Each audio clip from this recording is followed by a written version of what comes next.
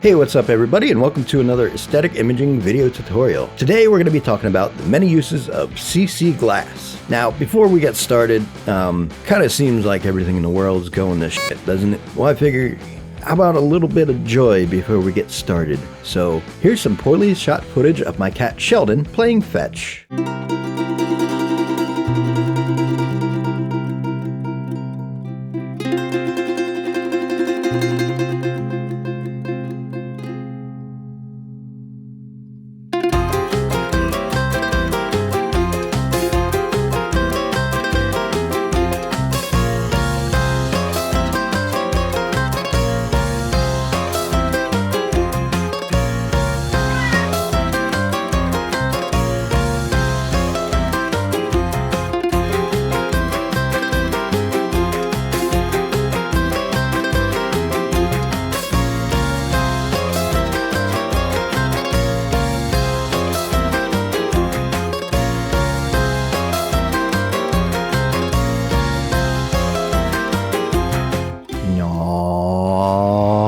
So like I said, we're going to be talking about CC glass today. As usual, all the project files will be available to download. I'll leave a link in the description to where you can find that so you can follow along. So before we get into the many uses of CC glass, let's get into the actual effect. Alright, so for our demo here, we have a simple composition all set up. It's a black solid with the words CC glass on a text layer. This is also the set to 50% brightness. First thing we're going to do is going to add CC glass. So it is under Stylize, CC glass. Let's add that on top of our text layer. Under our effect here, we have a couple different parameters that we can open up. We have surface, light, and shading, and there's a lot to go over in each of these sections. All right, so let's start with the surface. First off, CC glass reads from what's called a bump map. It's a black and white image that it uses the black values as the lowest points and the white values as the highest points. And using this, we can actually create a 3D, in quotations, kind of look. Under bump map, we have property, we have softness, height, and displacement, and we'll be getting into those really quickly. But first, we need a bump map, something other than the actual text layer or the black solid. So let's set this to none real quick, and let's pull a bump map from our project window in our assets folder. We're going to be using this cracked ice height map. That is from textures.com. If you sign up, you can get 15 free downloads a day. So that's where you can get that. Again, I'll leave a link in the description. And we're going to add that to our composition. Now, it is not the right size. So what we can do is add a motion tile. And that's under Stylize Motion Tile. Let's add that to our iced crack. So what we're looking for is our output width and our output height. So if we bump these numbers up a little bit, for this example, we're going to be using the output width of 190. And here I'm just clicking on the number and using my arrow keys to bump that up to 110. So we're just making sure that this covers the whole composition, or at least covers our CC glass text layer. So let's turn that back on. Now this is a seamless, repeatable texture, so we don't have to worry about seam lines or anything like that. So we're done with that. So let's take our ice cracked height and hit Shift Command C to precompose it. We're going to move all attributes, and we're going to call this height map, PC for precomposition. And let's call it ice, because we're going to have other height maps as well. Let's hit OK. So now we have this black and white image that we can now use on our CC glass. So what we're going to do is actually turn off our little map here and then go back into our CC glass. So under our bump map in our CC glass, let's turn that to ice height map PC. Now you can start to see something is happening. We're starting to get a little deformation. We're starting to get a little highlights. The property is what information this bump map is going to be reading from. Right now it's reading from the lightness, the lights and the darks. We can also set it to luminance, which again is lights and darks. We can switch it to the red channel, the green channel, the blue channel, or the alpha channel. Now we have a black and white image, so this isn't going to really work out, but if we hit red, nothing really changes. Alpha, our effect pretty much goes away because it's using the alpha of this, which is across our whole composition. So under that, we have the softness. Now this is how soft the effect is. So if we turn this all the way down, we can see all that detail in the ice. And if we turn this up, all that detail gets soft. All right, so let's set that back down to the default. So if we right click, and it's the same with any of these parameters, if we right click on softness, we can go down to reset, and that'll reset it to the default, which is 20. All right, so underneath that, we have the height, and this is the distance between the dark values and the light values, and how much is in between that. What does that mean? If we turn this to 0, our effect goes away. If we turn this up to 100, the highest it will go. All right, so let's turn this height, our softness back down to 0. And what we can also do is we can go in the negative value. And this will basically mean the white values are the lowest values, while the dark values are the highest values. So let's leave this at, let's say 37. All right, so our displacement, let's set that to 0 and see what happens. Now you're noticing that there's no distortion of our image, but as we turn this up, we get more displacement. Now this one can go all the way up to 500, and we can also go in the negative direction. Now usually I like to keep just a tiny bit of softness because sometimes you can see like here we got this weird little patterns showing up from basically the JPEG image, the compression. We turn that up just a little bit, we can mitigate that a little bit. Now let's move on to the light. So let's close up our surface and open up light. So to start this off, we're going to leave using to effect light intensity. That's pretty obvious how bright that light is. And as you can see, as we turn this down, we're losing some of our highlights and our details that were created by the light.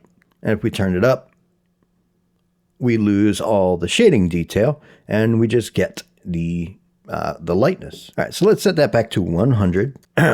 Back to 100. Thank you. Light color, fairly obvious. We can change the color of the lighting. Let's set this to like, I don't know, blue.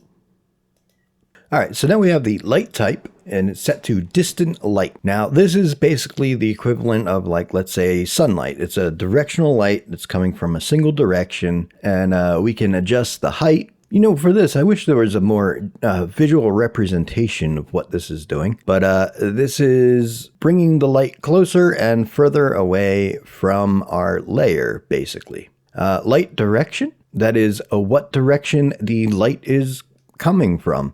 Yeah, a lot of this is pretty self-explanatory, ain't it? So let's reset that. Let's reset our light height. And let's change the light type to point light. Now this, we lose our light direction, but we gain light position. Now this is basically the equivalent to a light bulb projecting light from all directions from a single point light. So we can take this little center doohickey over here. We can move it around. We can set it over here. And you can see the light is coming from over here. We can also click on this little target right here and then click anywhere in our composition to choose where our light's going to show up at. Right there. Now this is all well and good, but a lot of times you want to use multiple lights, right? So let's go to Layer, New, and create a new light. And we're going to make this a point light. Intensity, we'll set it to 100. Color, we'll make it yellow. And we'll just hit OK. All right, so nothing has changed here. So what we need to do is go back into our CC glass and change this using to AE lights, and that will use our point light. So from here, we can move around our light freely as we wish. So we can pull this in and out. We can basically change the light height. This is what it was doing when it was using the effect lights. Let's take our light and let's duplicate it, Command D, and let's move this over here. Whoop, too far. And we can hit Shift Command Y to bring up our light settings, and we can just change the color to like a blue. So now we have 2-color lighting using 2 different lights. And of course you can set these up to be wherever you want. And you also notice that when we use AE lights, we lose all of these options, but that's okay because we have all of these options available inside our light. So now that we've taken care of the light parameters, let's move on to shading. All right, so let's twirl open our shading. And now we have ambient, diffuse, specular, roughness, and metal.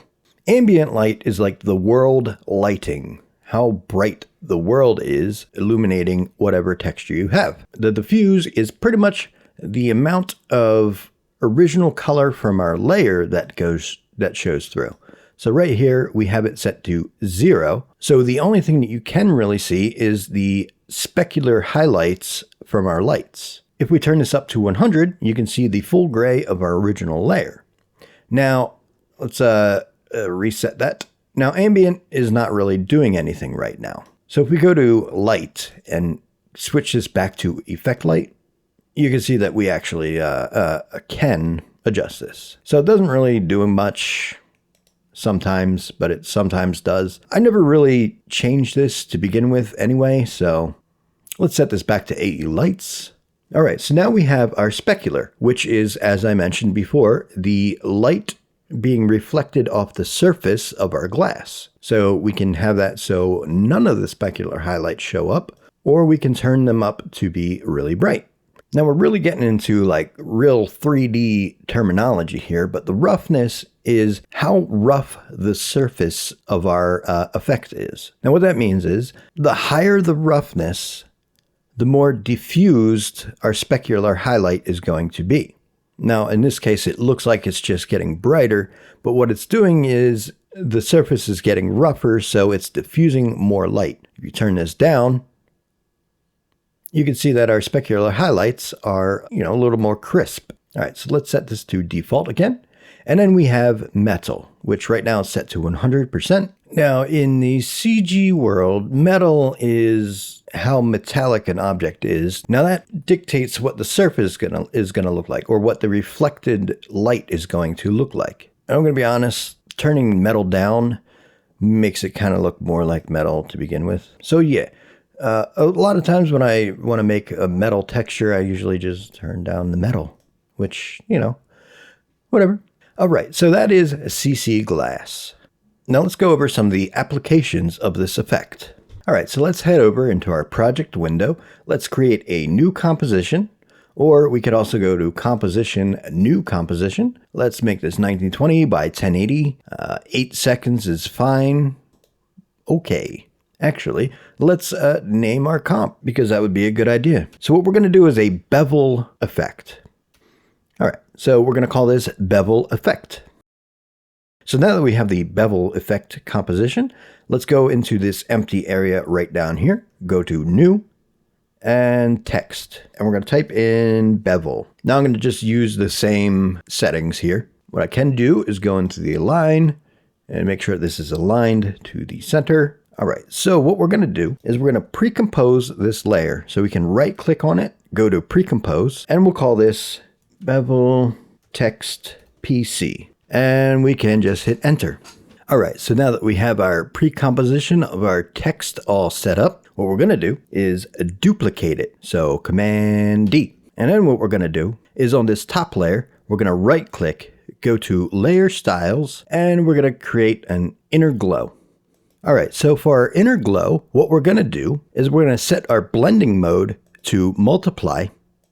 We're going to set the opacity to be 100%, and we're going to change the color to be black. Now, if we turn on our transparency grid, we can actually see what's happening here. For our technique, where it says softer, let's change that to precise. Now let's start bringing up our size until pretty much we have this sharp edge.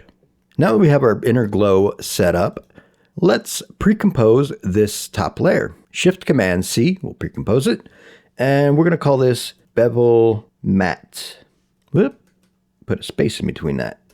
Bevel Matte PC. All right, and move all attributes as usual, and we can hit OK. Let's take this and bring it down to the bottom and turn it off.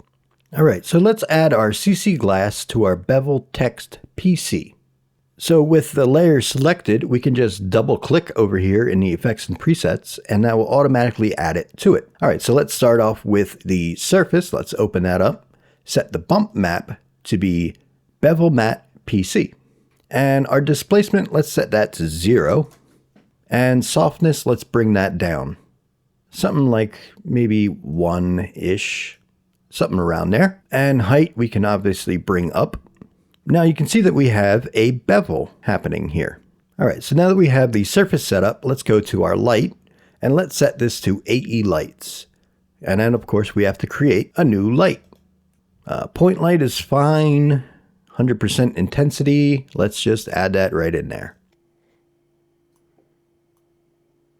So on second thought, let's hit Shift-Command-Y to bring up our light settings. And let's bring up the intensity to maybe about 140. Let's turn off our transparency grid. All right, so let's select our light and duplicate it by hitting Command-D. And let's bring this over here. Let's change the color a bit. Shift-Command-Y will bring up our light settings, but we can also double tap A, and that will bring up our options as well. So let's change the color to be like a yellow color. Now, as you can see, the lights react to the bevel. So yeah, we can make this a little bit more interesting. So what we can do is make sure that we select inside of this composition window right here, and we go to View, New Viewer. Now this will automatically split your screen. As you can see, one of them is locked and one of them is not. Since we are in our bevel effect, it has locked us into this composition. Now what we can do is go into our Bevel Matte PC, and we can actually still see the ending result over here. So let's select our text PC inside of our Bevel Matte PC, and we can double tap U, and that will bring up all the changes that we have made. Now what we're looking for is our size. So if we bring the size down of our inner glow, you can see we can create a flat top. So let's bring that down to something like 10. And of course we can move our lights around. Maybe we want our blue lights to be mainly affecting the edge bevels. Same with our yellow light. We can bring that down. But we can also create a third light, bring that more towards the center, and make sure we have the Z axis selected, and we can bring that out. And let's change the color of this guy. Actually, we have to go back into our bevel effect and select our third light, Shift-Command-Y, and let's just change that to be a white light. Maybe double tap A, turn that intensity down. Yeah. All right, so now we can make this even more interesting. And inside our project window, inside our assets folder, we have this concrete 1 height. So let's add that to our Bevel Matte PC. We can hit S, we can adjust the scale if we want, but we want to make sure that it's taking up the whole composition. Now you'll see that our bevel has disappeared, but now we have this weird texture. All right, so let's precompose our concrete height, Shift-Command-C, move all attributes, hit OK. And we can set this to overlay, maybe also hit T so we can bring up the opacity, and let's bring down the opacity quite a bit, something like 20. All right, so let's take our interestingness to an even further level. Let's add a new solid. All right, we're going to leave this black, whatever the settings are. The color's not important right now, but what we can do is add a fractal noise on top of that solid, and that's under Noise and Grain, Fractal Noise. So let's turn up our contrast to be way big, way up there. I don't know, something like that. So what you'll notice is there's spots of where everything's smooth, and then we got this rough texture here. So what we can do is turn off the visibility of this layer and set the track matte of our concrete to be LumaMatte Black Solid 6. Now you can see we have some of that concrete texture showing up in certain spots. Now, the brighter you set this, the more of the concrete's going to show up. Also, obviously, the darker you set it, the less of it is going to show up. You can also mess with the size or bring down the size, you can mess with that. And there you have it, a 3-dimensional bevel text. And that's where we're going to call it for this one. Let's unlock this. Let's get rid of this. And let's go back to our normal view here. All right, so let's go to our next example. Say you have some green screen footage of yourself and you want to add in a 3D background that you can adjust the lighting and all the shading and all the effects and all that. But you don't really want to go and work in a separate 3D program. Well, we can, for the most part, accomplish this in After Effects. So what we can do is let's create a new composition. We're going to make it as 1920 by 1080 again. Duration doesn't matter. We're not really going to be doing any animation. All right, so let's call this 3D background demo. I'm going to hit OK. So in our assets folder, we're going to have a brick wall rough. And again, these are textures downloaded from textures.com. So what we can do is we can take the albedo and the height, and let's just bring that into our composition. Now we have the same issue where it doesn't take up the whole composition. So what we can do is add a motion tile. So let's add that to one of our layers and let's bump up the width until it reaches the edges. And let's bump up the height until it reaches the top and bottom. Then we can take our motion tile, Command C to copy it and paste that onto our albedo, which is the color information. So let's pre-comp each of these layers separately. So we're going to click on our brick wall rough albedo, Shift Command C, and we're going to pre-compose that. And we'll do the same for our height. As usual, with our height maps, we can just turn off the visibility. It's down below, so you won't be able to see it anyway. So on our brick wall, let's add some CC glass. Let's add that right onto our albedo. And we're going to set the surface to be brick wall height. Now let's turn down the softness. Maybe something like 0.9. Displacement, let's set that to 0. We don't want any displacement to be happening here.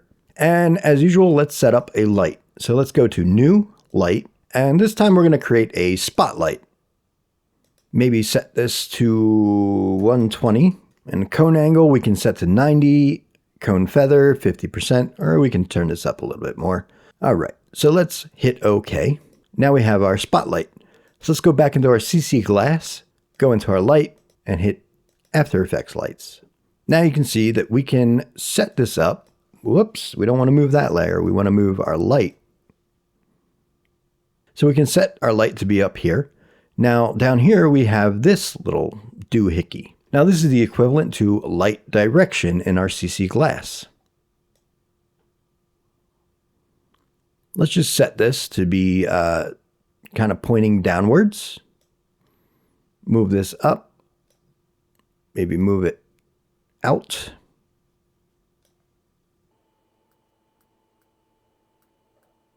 And we can just, whatever, put us wherever you want it. So now that we have our light set up and our surface, of course, we can adjust the height as well. Maybe bring that up a little bit. And you can see that we have our shadows kind of pointing downwards. Let's go to shading. We can set the diffuse to be 100 and maybe turn down the specular because it's a brick wall. It's not going to be that shiny. Turn up the roughness maybe and leave metal at 100. Now, when you turn the height up, you can get some weird kind of results. Doesn't really look that great. Let's turn this back down to maybe like 30 something. All right, so actually let's create a new point light because this is going to be a better way of demonstrating this. All right, so let's turn off our spotlight. We don't need that light. So what we do, if we move this around, you can see that our shadows and our shading reacts to the light.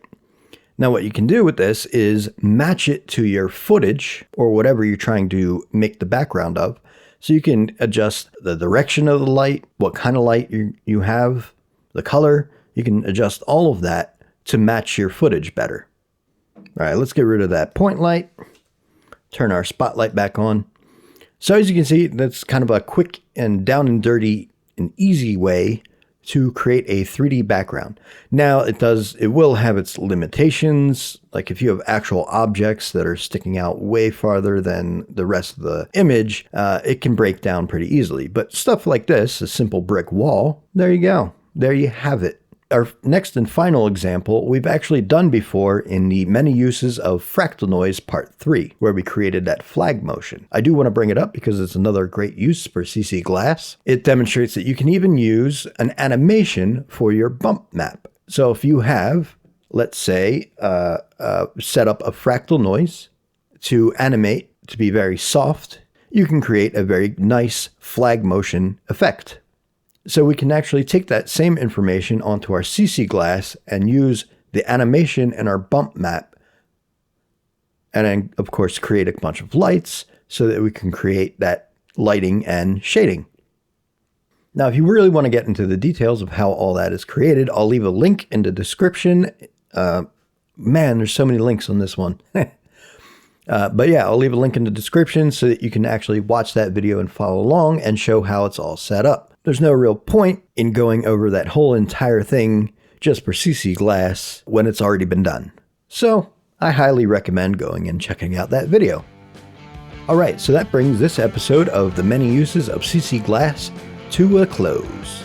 If you like what you see and you want to help support the channel, hit the like button, hit the subscribe button, hit the little bell so you can get the notifications so you know when new tutorials come out. And it really does help out the channel.